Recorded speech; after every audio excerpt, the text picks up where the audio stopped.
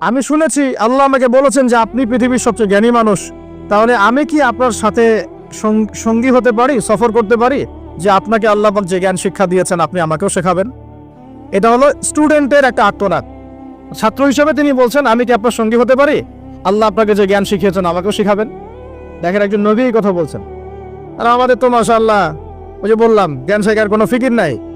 6 মাসে একটা কোর্স করতে পারি না, কোরআন তেলাওয়াত শিখবো 3 মাসে কোর্স করতে পারি না, 3 ঘন্টা ওয়াজ শুনতে রাজি, 3 ঘন্টা আমরা বই পড়তে পারি না। তো এই প্রজন্মটা দিয়ে হবে না ভাই। আমি আপনাদেরকে পরিবর্তন করতে চাই, আল্লাহ পাক যেন কবুল করেন, তৌফিক দান করেন। এখন খিদির আলাইহিস সালাম বলছেন ইন্নাকা লান তাসতাতিআ মাইয়া সাবরা। টিচারের কি কথা, কি দূরদর্শিতা! টিচার বলছেন যে তুমি তো আমার সাথে সবর করতে পারবে না। সঙ্গী হওয়ার আগেই কথা বলা শেষ। আপনি এসে আমাকে বলছেন ভাই আপনার সাথে কি সফর করতে পারি, একটু এলেম শেখাবেন, আর আমি বলছি আপনি তো সফর করতে পারবেন না। তো কি পরিমাণ জ্ঞান গভীরতা দূরদর্শিতা থাকলে, ভবিষ্যৎ সম্পর্কে দূরদর্শিতা থাকলে তিনি আগেই বলতে পারেন যে আপনি সফর করতে পারবেন না। ক্লাসে আপনি পড়িয়েছেন মনে করেন 100 জন বাচ্চাকে, শেষে আপনি বললেন যে অমুক আব্দুর রহমান সে ফার্স্ট হতে পারে, এবং আব্দুর রহিম তুমি ভালো স্টুডেন্ট না, তুমি দুষ্টামি করো, পড়াশোনা করো না, তুমি ফার্স্ট হতে পারবা, লাস্ট হবা তুমি। তো রেজাল্টের দিন দেখা গেল সত্যি সত্যি আব্দুর রহমান ফার্স্ট হয়েছে, আব্দুর রহিম লাস্ট হয়েছে। তার মানে কি টিচার গায়েবের খবর জানে? এটা কি তার হিকমা, তার প্রজ্ঞা, তার বাসিরা, তার অভিজ্ঞতা? আল্লাহ পাক তাকে সেই জ্ঞানটা দিয়েছিলেন। মুসা আলাইহিস সালামকে মুখের উপর বলে দিলেন যে তুমি তো আমার সাথে সবর করতে পারবে না। মুসা আলাইহিস সালাম বলছেন সাতাজিদুনি ইনশাআল্লাহু সাবিরান ওয়ালা আসি লাকা আমরা। ইনশাআল্লাহ আপনি আমাকে ধৈর্যশীল পাবেন এবং আমি আপনার কাজে কোনো বিঘ্ন সৃষ্টি করব না। তখন তিনি বলছেন ঠিক আছে, যদি তুমি আমার সাথে যেতেই চাও তাহলে ফালা তাসআলনি আন শাই, আমার সাথে চলতে গেলে কোনো প্রশ্ন করা যাবে না। কেমন টিচার! টিচার দেখেন, আমার সাথে চলো, জ্ঞান অর্জন করতে চাও করো, কোনো প্রশ্ন করতে পারবে না। একটা হাদিসেও আসছে একটা কম ধ্বংস হয় যখন নবীদেরকে অতিরিক্ত প্রশ্ন করে, এটা কেন, ওইটা কেন, ওইটা কেন। বেশি প্রশ্ন করতে হয় না, অতিরিক্ত প্রশ্ন করতে হয় না। তো যাই হোক, সফর শুরু হলো। ফানতালাকা, তারা হাঁটা শুরু করলেন। হাত্তা ইযা রাকিবা ফিস সাফিনাতি খারাকাহা, চলতে চলতে একটা নদী আসলো। তো এই নদীর পার হয়ে আরেক জায়গায় যেতে হবে, কিন্তু এটা পার হওয়ার জন্য তাদের কাছে অর্থ নাই। এক নৌকার মাঝি সে বিনামূল্যে এটাকে পার করার জন্য প্রস্তাব দিল, ঠিক আছে বিনামূল্যে পার করে দিব। সেই নৌকায় করে তারা যখন যাচ্ছেন, যেতে যেতে তীরে পৌঁছার আগেই সেই নৌকার তলদেশটা খিদির আলাইহিস সালাম ফুটা করে দিলেন। নেন এখন। কাজটা দেখে কি ভালো মনে হচ্ছে না খারাপ? আমি আপনার গাড়িতে করে ধরেন যাচ্ছি, গাড়িটা যখন আপনি আমার বাসা পর্যন্ত পৌঁছে দিবেন তার আগে নামলাম, নাইমে আপনার টায়ার 4টা পাস্ট করে দিলাম। আপনি আমাকে কি বলবেন? কিছু বলবেন না, ফেসবুকে গিয়ে স্ট্যাটাস দিবেন অথবা লাইভে আসতে পারেন, তাই না? এই আর কি। তো নবী মুসা আলাইহিস সালাম রিঅ্যাক্ট করলেন যে লাকাদ জিতা শাইআন ইমরা, আপনি তো একটা অন্যায় কাজ করলেন মনে হচ্ছে। এটা কেন করলেন? যারা আমাদেরকে বিনামূল্যে বিনা পারিশ্রমিকে পার করে দিল, আপনি ওই নৌকা ফুটা করে ফেললেন। তখন খিদির আলাইহিস সালাম বললেন যে আমি তো তোমাকে বলেছি, আলা মা কুল্লাক, আমি কি তোমাকে বলি নাই ইন্নাকা লান তাসতাতিআ মাইয়া সাবরা, তুমি আমার সাথে সবর করতে পারবে না? মুসা আলাইহিস সালাম বলছেন যে ঠিক আছে, আমি যে ভুলে গিয়েছি এজন্য আমাকে পাকড়াও করেন না, আমি যে ভুলে গিয়েছি কথাটা এজন্য আমাকে পাকড়াও করেন, একটা চান্স দেন আমাকে। তো ঠিক আছে চলো আবার। ফানতালাকা, আবার তারা চলা শুরু করলেন। হাত্তা ইযা লাকিয়া গুলামান ফাকাতালা, এবার একটা ছোট্ট বালকের সাথে দেখা হলো। এই 8 বছর 10 বছর বয়স হবে, এই গোলাম বালকের সাথে দেখা হলো। ফাকাতালাহু, এবার খিদির আলাইহিস সালাম তাকে হত্যা করলেন। একটা বাচ্চাকে, এটা কেমন হলো? নৌকা ফুটা করার চেয়ে বেশি ভারী না হালকা? আরো ভারী। মুসা আলাইহিস সালাম বলছেন লাকাদ জিতা শাইআন নুকরা, আপনি তো এবার জঘন্য একটা কাজ করলেন, আপনি তো পুরো একটা নিষ্পাপ বাচ্চাকে হত্যা করে ফেললেন। তারপরে বললেন যে এরপর যদি আরেকটা প্রশ্ন করো তাহলে তোমার সাথে আমার আর চলা হবে না, লাস্ট চান্স। ঠিক আছে চলেন। এবার চলতে চলতে ফানতালাকা হাত্তা ইযা আতায়া আহলা ক্বরিয়াতিন ইসতাতআ আহলাহা ফাআবাউ আন ইউদাইফুহুমা। কোরআনে আসছে একটা করিয়া, মানে একটা গ্রামের মধ্যে তারা ঢুকলেন। সেই গ্রামে ঢুকে মেহমানদারি চাইলেন, নাস্তা পানি চাইলেন আর কি। তো তারা মেহমানদারি করলো না, দূর দূর করে তাড়িয়ে দিল। অনেকটা আমাদের ওই কলকাতার দাদাবাবুদের মতো আর কি। জিজ্ঞাসা করো যে খেয়ে আসছেন না খেয়ে যাবেন। এটা আমাদের আস্তে আস্তে আমাদের মধ্যে ছড়াই পড়তেছে আর কি। মেহমান আসলে বিরক্ত হয়, কবে যাবে সেই ফিকির করে। তো এরা মেহমানদারি করলো না, উল্টা তাকে তাড়িয়ে দিল। তো যাই হোক, এখন মুসা আলাইহিস সালাম বলছেন যে এখানে একটা ঘটনা ঘটেছে। খিদর আলাইহিস সালাম দেখলেন যে বাড়ি থেকে তাদেরকে তাড়িয়ে দেওয়া হলো, মেহমানদারি করা হলো না, ওই বাড়ির একটা দেয়াল ধসে পড়ে গেছে। ওই বাড়ির একটা দেয়াল ধসে পড়ে গেছে। তখন তিনি সেটাকে নিজের হাতে আবার নির্মাণ করে দিলেন। সুবহানাল্লাহ। এটা দেখে মুসা আলাইহিস সালাম বললেন যে আপনি তো চাইলে কিছু আজর নিতে পারতেন। আপনি যে এত কষ্ট করে এটা নির্মাণ করে দিলেন, আপনি তো চাইলে একটু টাকা পয়সা নিতে পারতেন। ওরা মেহমানদারি করলো না, ওইটা দিয়ে হয়তো আমরা কি করতে পারতাম, নাস্তা পানি করতে পারতাম। তখন তিনি বলেন, হাযা ফিরাকু বাইনি ওয়া বাইনাক, এই হলো তোমার আমার ফেরাক, পার্থক্য শেষ, তোমার সাথে আমার চলা আর হলো না। আমাদের নবী সাল্লাল্লাহু আলাইহি ওয়াসাল্লাম বলেছিলেন যে যদি সেদিন মুসা আলাইহিস সালাম এই প্রশ্নগুলো বারবার না করতেন তাহলে আরো অনেক জ্ঞান শেখা যেত। সুবহানাল্লাহ। তখন তিনি বলছেন, ঠিক আছে, হাযা ফিরাকু বাইনি ওয়া বাইনাক সাউনাব্বিউকা বিতাউইল মা লাম তাসতাতি আলাইহি সাবরা। তবে যাওয়ার আগে আমি তোমাকে জানিয়ে দিব এই তিনটা ক্ষেত্রে মূল ঘটনা কি ছিল যে বিষয়ে তুমি সবর করতে পারো নাই। আম্মা সাফিনা, ওই যে সাফিনা বা নৌকা, আম্মা সাফিনাতু ফাকানা লিমাসাকিন ইয়ামালুনা ফিল বাহর। ওই যে সাফিনা বা নৌকাটা, ওইটা ছিল মিসকিনদের, মিসকিন মানে বলা হয় কি হতদরিদ্র মানুষ, জেলে টাইপের, যাদের কিছু নাই, নৌকায় মানে সমুদ্রে মাছ ধরে ধরে খায়, এরকম কিছু মানুষের ওই সাফিনা বা নৌকাটা ছিল। এবং ওদের পিছনে ছিল একটা মালিক, মালিক মানে এখানে জলদস্যু। যদি ওই সাফিনা বা নৌকাটা আমি ছিদ্র না করতাম, ওই জলদস্যুরা এটা ভালো অবস্থায় পেলে ছিনতাই করে হাইজ্যাক করে নিয়ে যেত। আমি যেহেতু ফুটা করে দিয়েছি, এই জন্য এটা ত্রুটিযুক্ত এই নৌকাটা তারা আর নিবে না। তোমার কাছে বাইরের চোখ দিয়ে মনে হয়েছে যে আমি একটা অন্যায় করেছি, আসলে আমি তাদের উপকারী করেছি। বলেন সুবহানাল্লাহ। বুঝতে পারছি বাইরের চোখ ভিতরের চোখ কি জিনিস। আচ্ছা, তারপরে ওয়াম্মাল গুলাম, এটা কি ভাই হাফেজ কে আছেন এখানে? ওয়াম্মাল গুলামু ফাকানা আবওয়াহু মুমিনাইন ফাখাশিনা আন ইউরহিকাহুমা তুগয়ানা ওয়া কুফরা। সুবহানাল্লাহ। এটা আমাদের এই যে শাহবাগী প্রজন্মের জন্য একটা প্রযোজ্য আর কি। কেন বলছি শুনেন ভালো করে। এবার ইনি বলছেন ওই যে বাচ্চাটাকে আমি হত্যা করেছি, এই বাচ্চাটা যদি বড় হতো, সে নিজে তো কাফের হতোই, বড় কাফের, এর পিতা মাতাদেরকেও পর্যন্ত কুফরির মধ্যে নিয়ে আসতো। মানে একটা কাফের প্রজন্ম তো তৈরি করতোই, বরং এই কাফের মানুষকে কাফের করার জন্য নাস্তিক মুরতাদ বানানোর মিশন নিয়ে মাঠে নামতো। মেলে না? ওই জন্য আমি ছোটবেলায় এদেরকে হত্যা করে দিয়েছি, যাতে বড় হয়ে কাজটা করতে না পারে। কথা বুঝতে পারছেন? আর তিনি বলছেন আমি এটা নিজের ইচ্ছায় করি নাই, ওমা ফাআলতুহু আন আমরি, আমি এটা নিজের ইচ্ছায় করি নাই, এটা আল্লাহ পাকের আদেশ ছিল। বলি সুবহানাল্লাহ। আর ওয়াম্মাল জিদার ফাকানা লিগুলামাইন ইয়াতীমাইন ফিল মাদিনা ওয়া কানা তাহতাহু কানজুল লাহুমা। সুবহানাল্লাহ। আর 3 নাম্বার তিনি বলছেন, আর ওই যে দেয়ালটা আমি নির্মাণ করেছি, এই দেয়ালটা ছিল ওই বাড়ির 2 এতিম বালকের। সুবহানাল্লাহ। ওয়া কানা আবুহুমা সালিহা, তাদের বাবা ছিল সৎ। আর ওই দেয়ালের নিচে তাদের বাবা মায়ের রেখে যাওয়া পৈতৃক সম্পত্তি খাজানা ছিল। যদি দেয়াল নির্মাণ না করতাম, মানুষ সেই খাজানা নিয়ে চলে যেত। দেয়াল নির্মাণ করেছি, ওরা যখন বড় হবে তখন ওই খাজানা তারা অটোমেটিকলি পেয়ে যাবে। তো 3টা ক্ষেত্রেই হে মূসা তুমি সবর করতে পারো নাই, তোমার কাছে মনে হয়েছে যে আমি অন্যায় করছি, কিন্তু আসলে এই প্রত্যেকটা ক্ষেত্রে আমি সঠিক ছিলাম, তুমি ভুল ছিলে। এখানে একটা চমৎকার শিক্ষা আছে, একটা চমৎকার গভীর একটা শিক্ষার ব্যাখ্যা আছে, অন্তর্দৃষ্টির শিক্ষা, যে শুধুমাত্র বাইরের চোখ দিয়ে আর বাইরের এইসব সাক্ষরতার হাত দিয়ে, সার্টিফিকেট দিয়ে, নাম সিগনেচার করে, এত বইপত্র পড়েই মানুষ প্রকৃত শিক্ষিত হয় না। একটা গভীর একটা বুঝ দরকার, আল্লাহর মারিফত দরকার, আল্লাহর নূর দরকার, তাসকিয়া দরকার, দূরদর্শিতা দরকার, যেটাকে আমরা হিকমা বলি। ওয়া ইউতিল হিকমা ফাকাদ উতিয়া খায়রান কাসীরা। আল্লাহ বলেছেন যাকে হিকমা এবং প্রজ্ঞা দেওয়া হয়েছে তাকে অনেক প্রচুর কল্যাণ দিয়ে দেওয়া হয়েছে। এখানে দেখেন একজন নবী হয়েও তিনি বুঝতে পারেন নাই এই 3টা ঘটনার পিছনের কারণ কি, অথচ খিদর আলাইহিস সালামকে আল্লাহ পাক এমন জ্ঞান দিয়েছিলেন যেই জ্ঞান দিয়ে তিনি ব্যাখ্যা করলেন যে পিছনের কারণ কি ছিল। এখন এই ঘটনাটা আপনার আমার জন্য শিক্ষাটা কি, এই যুগের সাথে কি সম্পর্ক? আমি বলেছি সূরা কাহফ আপনাকে দাজ্জাল থেকে বাঁচাবে।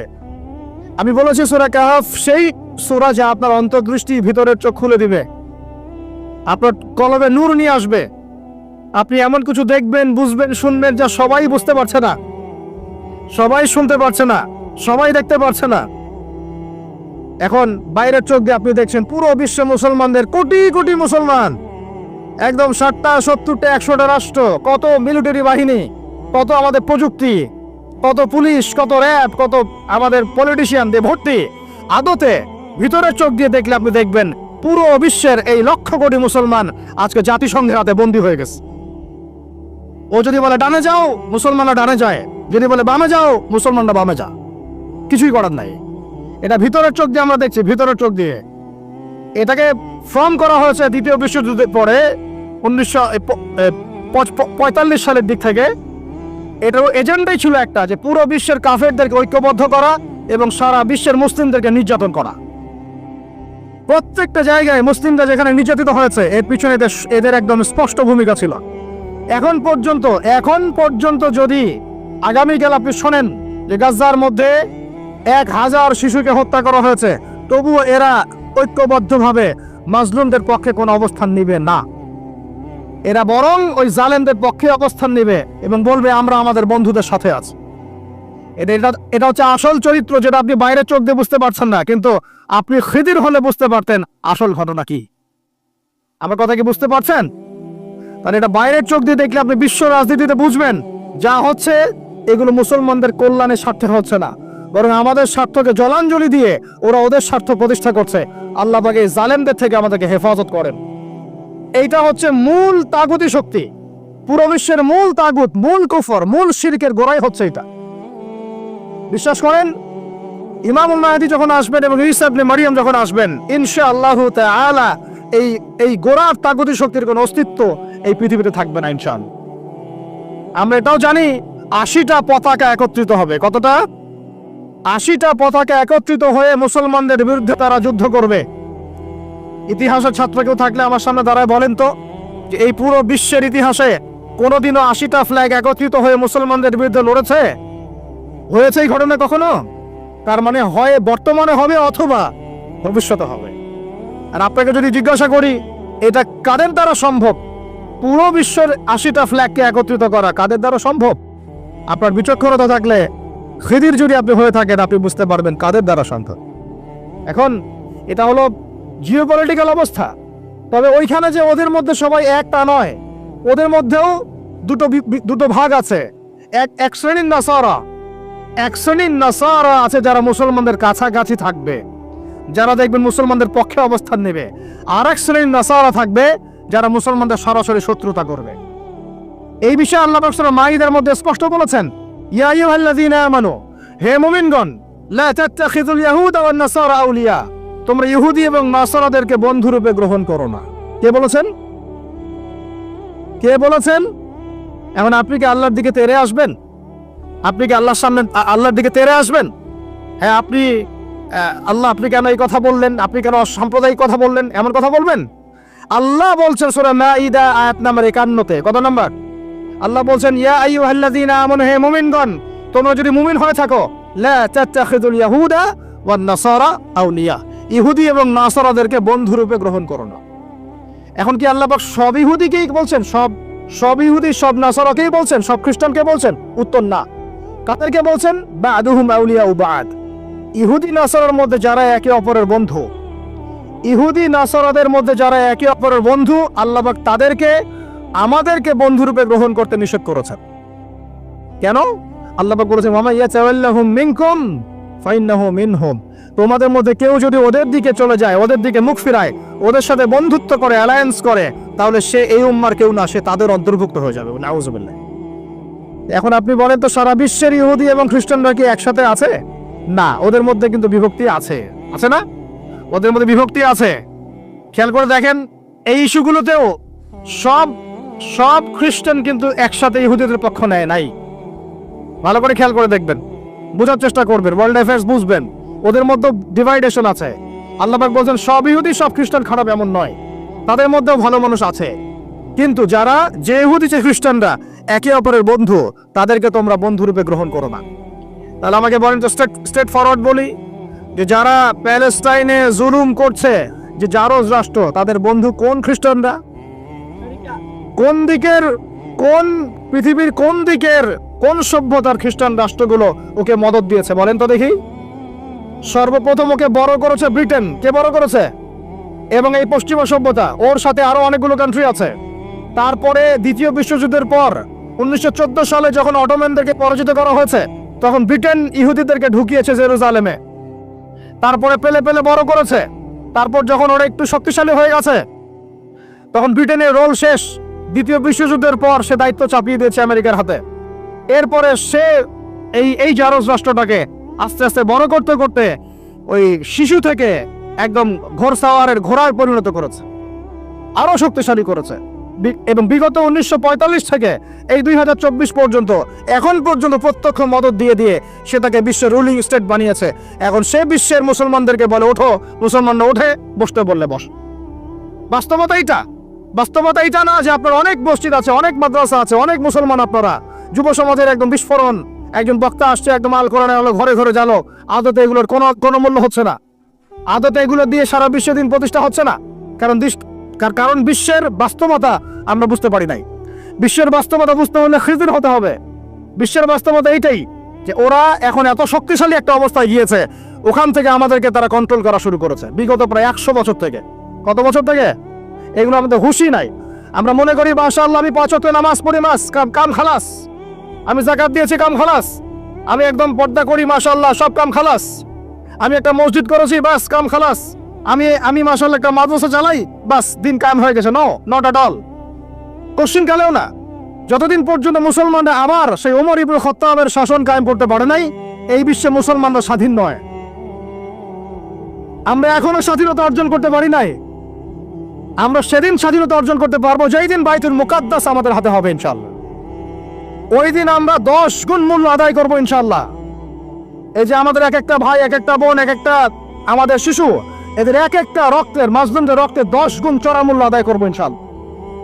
আল্লাহ নবী সেটা বলেছেন যে ইহুদিদের বিপক্ষে কথা বলবে পাথর এবং গাছ, পাথর এবং গাছ পর্যন্ত, হাত্তা ইয়াকুলুস শাজার ওয়াল হাজার, এমনকি গাছ এবং পাথর কথা বলা শুরু করবে। ইয়া মুসলিম, হে মুসলিম সৈন্য, ইন্না ওয়ারাইল ইয়াহুদ, আমার পিছনে ইহুদি সৈন্য দাঁড়িয়ে আছে, তাল ফাকতুলহু, আসো একে হত্যা করে যাও। এই দৃশ্য দেখার জন্য এখনো এই সভ্যতা বাকি আছে ইনশাআল্লাহ তাআলা। ইনশাআল্লাহ আমরা 10 গুণ চড়া মূল্য আদায় করবো ইনশাআল্লাহ। আমাদের মাজলুম ভাইদেরকে হত্যা করা হয়েছে, আমাদের বাচ্চাদেরকে বোম মেরে হত্যা করা হয়েছে, আমাদের বোনদেরকে দিনের পর দিন ধর্ষণ করা হয়েছে। বিগত 100 বছর হয়ে গেল। আর আশপাশে অনেক মুনাফিক বসে আছে, এরা টু শব্দ পর্যন্ত করতে পারে নাই। ধিক তোমাদের রাজতন্ত্রের উপরে, তোমাদের ক্ষমতার উপরে ধিক্কার জানাই আমরা। যেই ক্ষমতা নিয়ে তোমরা ইহুদিদের বিরুদ্ধে দাঁড়াতে পারো না, এই ক্ষমতার উপর আমরা ধিক্কার জানাই।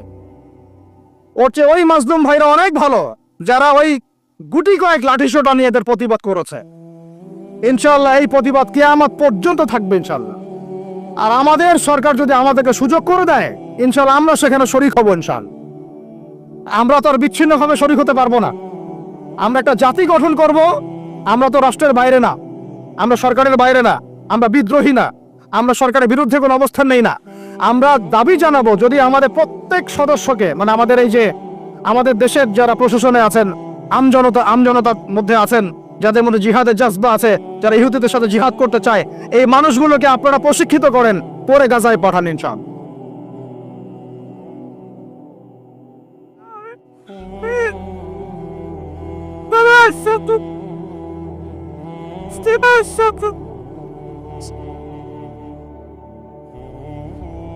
আমি এখানে গরম গরম বক্তব্য দিতে আসি নাই। এখানে গরম গরম বক্তব্য দিয়ে আপনাদের উত্তেজিত করা আমাদের উদ্দেশ্য না। উদ্দেশ্য হচ্ছে বিশ্বের প্রেক্ষাপটটা বোঝানো। এই বিশ্বে আমরা স্বাধীন হতে এখনো পারি নাই। যেদিন পারবো, কোন দিন পারবো? যেদিন বাইতুল মুকাদ্দাস আমাদের হাতে আসবে। বিশ্বাস করেন, ওই জায়গা থেকেই ইনশাআল্লাহ অচিরেই ঈসা ইবনে মারইয়াম সারা বিশ্বকে শাসন করবে ইনশাআল্লাহ। ওই সময় দেখবেন মুসলমানরা স্বাধীনতা কাকে বলে। আমি বলেছি, এক একটা জুলুমের 10 গুণ চড়া হিসাব। এটা হবেই, আমরা পারি আর না পারি, আমরা দেশে থাকি আর না থাকি, আপনারা থাকেন আর না থাকেন, আমাদের বাচ্চারা থাকুক আর না থাকুক, একটা প্রজন্ম আল্লাহ পাক নিয়ে আসবো। একটা প্রজন্ম আল্লাহ পাক নিয়ে আসবেন। আমি বলছি ওই প্রজন্ম টিকটক প্রজন্ম না, ওই প্রজন্ম এইসব মানে সেলফি শোনাও নাইওয়াস প্রজন্ম না। ওই প্রজন্ম এরকম না যে নামাজ পড়ে না, কোরআন তেলাওয়াত করে না। ওই প্রজন্ম এমন না দাওয়াতের মেহনত নাই, ওই প্রজন্মের জিহাদের কোনো জজবা নাই, ওই প্রজন্মের মধ্যে ইসলামের সাথে এই কোনো জ্ঞান নাই, ওলামায়ে কেরামের কোনো সোহবত নাই, দিন প্রতিষ্ঠার কোনো ফিকির নাই। এমন প্রজন্মের কোনো প্রয়োজন নাই আমাদের। আমাদের এমন প্রজন্মের দরকার যে প্রজন্মের প্রত্যেকটা যুবক ভাই নামাজি, কোরআনওয়ালা, সুন্নতওয়ালা, সুন্নতের পাবন্দ এবং তাহাজ্জুদ গোজার। এক কথায় রাতের বেলার দরবেশ, দিনের বেলার ঘোড়সাওয়ার। এইরকম প্রজন্ম যখন আমরা করতে পারবো, ওই দিন ইনশাল্লাহ এই মাহফিল বলেন, এই মসজিদ, মাদ্রাসা, এই রাষ্ট্র সব সফল হবে ইনশাল্লাহ। এখন শুধু বেসিক কাজ করা হচ্ছে, আমাদের মূল গন্তব্য বাইতুল মুকাদ্দাস। ওইটা না আসা পর্যন্ত আমাদের শান্তি নাই, ঘুম নাই। কারণ ওরা আপনাকে ঘুমাতে দিবে না তো। আপনারা কি মনে করেছেন যে ওরা শুধু অতটুকু গাজার ওই অতটুকু জায়গায় চায়? কোশ্চিন কালেও নয় যে আরবরা ওদের বিরুদ্ধে এখন কথা বলতে সাহস পাচ্ছে না, ওই এক একটা আরব রাষ্ট্র দখল করে ছাড়বে, দেখে নিয়ে। আমি যদি ওটা চাচ্ছি না, দোয়া করি না, কিন্তু ওদের এজেন্ডাই তাই যে পুরো, আমি আখিরুজ্জামানের স্টুডেন্ট, ওদের এজেন্ডা জায়নিজম, পেট্রোডলার থেকে শুরু করে প্যালেস্টাইন ইস্যু নিয়ে আমি আলহামদুলিল্লাহ বিগত 5-7 বছর থেকে পড়াশোনা করেছি। আমি আমার টুপির নিচ থেকে কথা বলছি না। ওদের এজেন্ডা হচ্ছে পুরো হোলি ল্যান্ডটা তারা দখল করতে চায়। হোলি ল্যান্ড কাকে বলে এটাও তো আমরা জানি না। ওরা শুধুমাত্র ওই ওয়েস্টার্ন ব্যাংক আর বাইতুল আকসা, বাইতুল মুকাদ্দাস আর এই গাজার অংশটুকু দখল করতে ওখানে আসে নাই। ওরা এসেছে পুরো হোলি ল্যান্ডটাকে দখল করতে।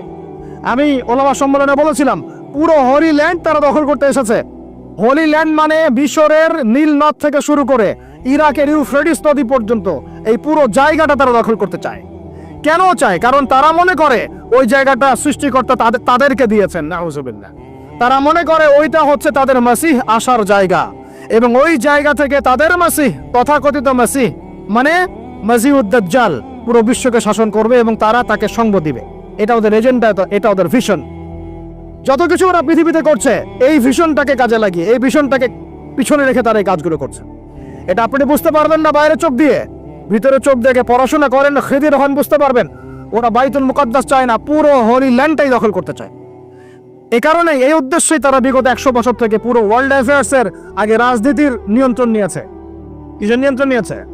আপনি নিচু জায়গায় যত কথাই বলেন, ওই জায়গার ক্ষমতা আপনার হাতে না থাকলে আপনি জনগণকে সর্বোচ্চভাবে ইসলামের দিকে আনতে পারবেন না।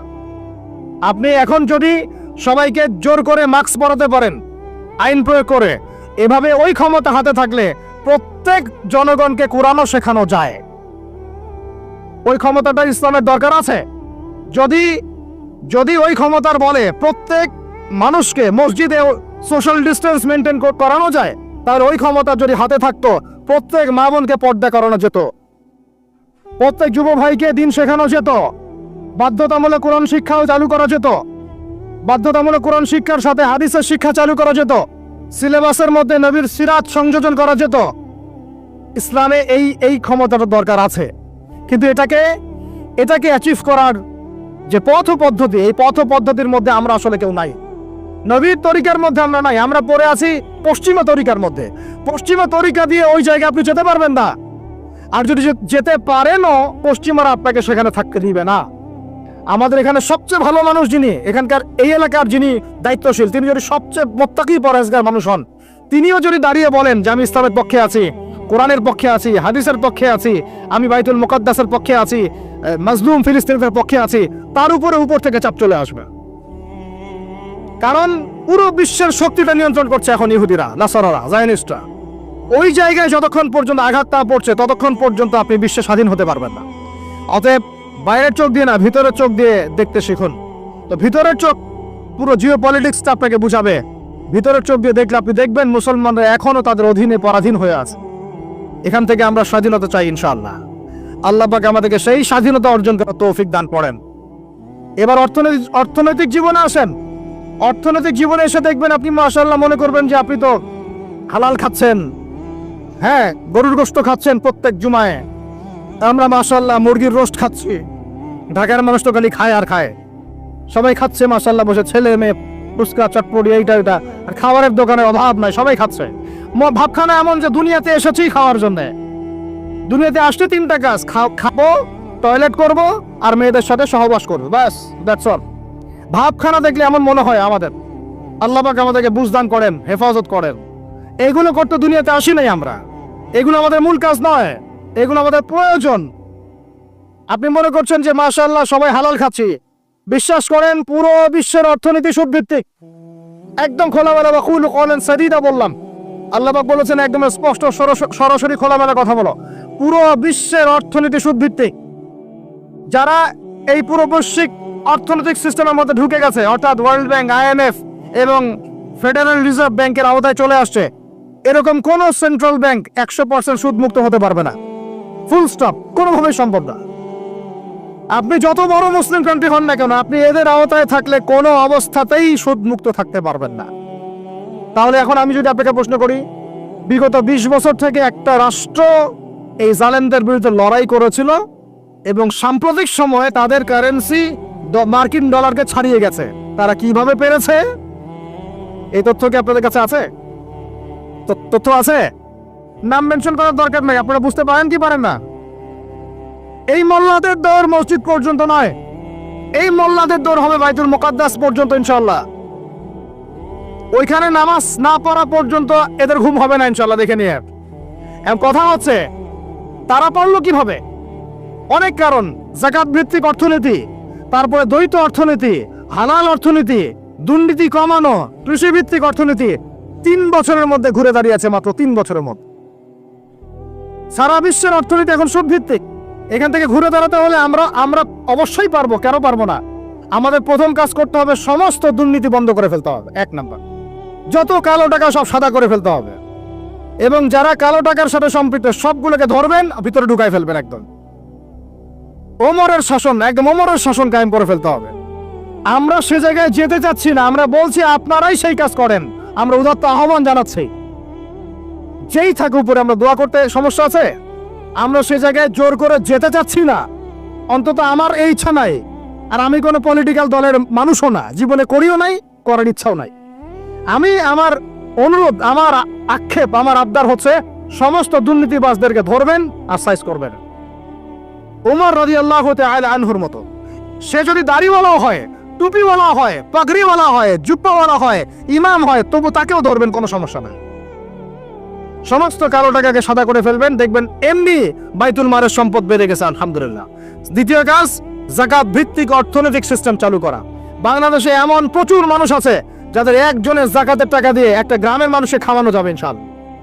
এরা যাকাত দেয় না, এরা ট্যাক্সও দেয় না, সরকারকে করও দেয় না, যাকাতও দেয় না। এই ট্যাক্স ফাঁকি দেওয়া মানুষ, কর ফাঁকি দেওয়া মানুষ, এই জোচ্চোরদেরকে ধরতে হবে, ধরে এদের কাছ থেকে যাকাত আদায় করতে হবে, বাধ্যতামূলক যাকাত আদায় করতে হবে। তারপরে দেখবেন আমরা বৈদেশিক ঋণের জন্য বসে থাকার কোনো প্রয়োজন হবে না, আমাদের টাকা দিয়ে আমরাই চলতে পারবো ইনশাআল্লাহ। 3 নাম্বার হচ্ছে দ্বৈত অর্থনীতি। ওরা কিন্তু একটা কারেন্সি চালায় নাই, একাধিক কারেন্সি চালিয়েছে। এটা অর্থনীতিবিদ যারা তারা বুঝবেন। একটা কারেন্সির অনেক দুর্বলতাও আছে, এগুলো নিয়ে আমি খোলামেলা কথা এই মাহফিল স্টেজে বলতে পারবো না। বসতে চাইলে বসেন আমার সাথে, অর্থনীতি নিয়ে বসতে চাইলে আমার সাথে বসেন, আমরা আলোচনা করি, কথা বলেন, আমাদেরকে মূল্যায়ন করেন, কথা শোনেন। ইউসুফ আলাইহিস সালাম বলেছিল না যে আমি বিশ্বস্ত, আমাকে দায়িত্ব দেন? আমি বলতে চাই আমি বিশ্বস্ত, আমাকে দায়িত্ব দেন। আমাকে 5 বছর সময় দেন, পুরো দেশের শিক্ষা সিস্টেম চেঞ্জ করে দেবো ইনশাআল্লাহ। প্লে গ্রুপ থেকে নিয়ে মাস্টার্স পর্যন্ত এমন শিক্ষানীতি প্রণয়ন করা সম্ভব যে আমাদের বাচ্চারা একদম প্লে থেকে মাস্টার্স পর্যন্ত বাংলা, ইংরেজি, অঙ্ক এবং জেনারেল সাবজেক্টগুলোর সাথে কোরআন হাদিসের একটা অপূর্ব সমন্বয়ে পড়াশোনা করবে ইনশাআল্লাহ। একা করে দিতে পারবো ইনশাআল্লাহ তাআলা। আমাকে এরকম 100 জন শিক্ষাবিদ দেন, 100 জন আলেম ওলামা দেন, একটা প্যানেল করে দেন, পুরো দেশের শিক্ষা চেঞ্জ করে দেওয়া যাবে ইনশাআল্লাহ। যাদেরকে রেখেছেন এদের মাথায় গোবর আছে, যাদেরকে রেখেছেন এদের মাথায় টাটকা গোবর আছে। বইপত্রগুলোর অবস্থা দেখেছেন? বইপত্রগুলো ঘাটাঘাটি করেছেন? সমকামিতা প্রমোট করছে আমাদের দেশের মধ্যে, ট্রান্সজেন্ডার প্রমোট করছে আমাদের দেশের মধ্যে। আমাদের বাচ্চা কাচ্চা, কচি কাঁচা বাচ্চাদেরকে শারীরিক শিক্ষার নামে যৌন শিক্ষা দিচ্ছে। এগুলো আমাদের মুসলমানদের শিক্ষা? এটা চলতে থাকলে দেখবেন অচিরেই কোনো মানুষ বাচ্চাদেরকে স্কুলে পাঠাবে না, এটা অরুচি ধরে যাবে। তখন কি হবে? কোটি কোটি স্কুল, কলেজ, বিশ্ববিদ্যালয়ে খা খা করে পড়ে থাকবে, কেউ পাঠাবে না ওখানে।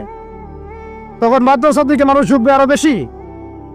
আমি তো চাই, আমি তো দাবি জানাই উপরের লেভেল থেকে এমন একটা শিক্ষা ব্যবস্থা প্রণয়ন করা হোক যাতে আমার মাদ্রাসা গড়ার প্রয়োজনই না হয়। ওই সিস্টেম রাষ্ট্রীয়ভাবেই পড়ানো হবে ইনশাআল্লাহ।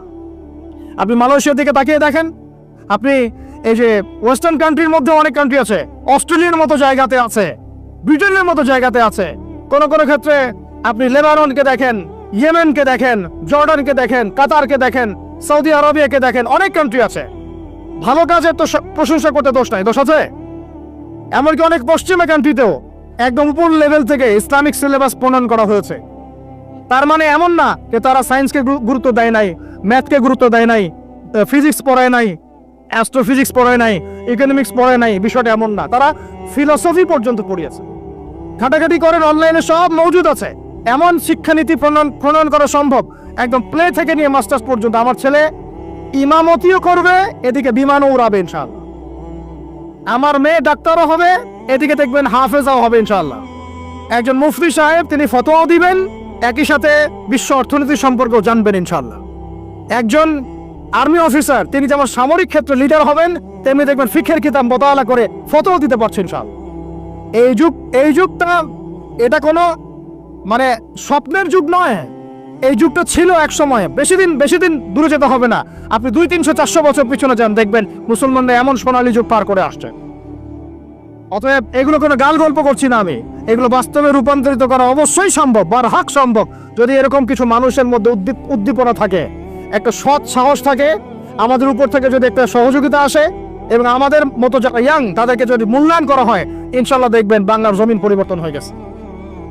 এই পরিবর্তন হলে দেশের জন্য কোনো খারাপের কিছু নাই, রাষ্ট্র পিছিয়ে যাবে না, রাষ্ট্র আরো এগিয়ে যাবে ইনশাল্লাহ। তা আরো ব্যাপার আছে। আপনি মালয়েশিয়ার একটা ক্লাস 10 এর বাচ্চার দিকে তাকান। ক্লাস 10 এর একটা বাচ্চা কোনোদিন মাদ্রাসায় যাই নাই, স্কুলে পড়েছে, কিন্ডারগার্টেনে পড়েছে, রাষ্ট্রীয় সিলেবাসে পড়েছে, মাত্র 10 থেকে 12 বছর পড়াশোনা করে ও এখন এদিকে এসএসসি এইচএসসি লেভেলেও চলে গেছে, ও লেভেল এলেভেলস পরীক্ষা দিয়েছে, এদিকে সে ইমামতি করার যোগ্যতা অর্জন করেছে। এখন আমাকে বলেন, ওই রাষ্ট্রটা কি পিছিয়ে গেছে? অতএব এই শিক্ষার দিকে অনেক মনোযোগ হতে হবে আমাদের সবাইকে। আল্লাহ পাক তৌফিক দান করেন।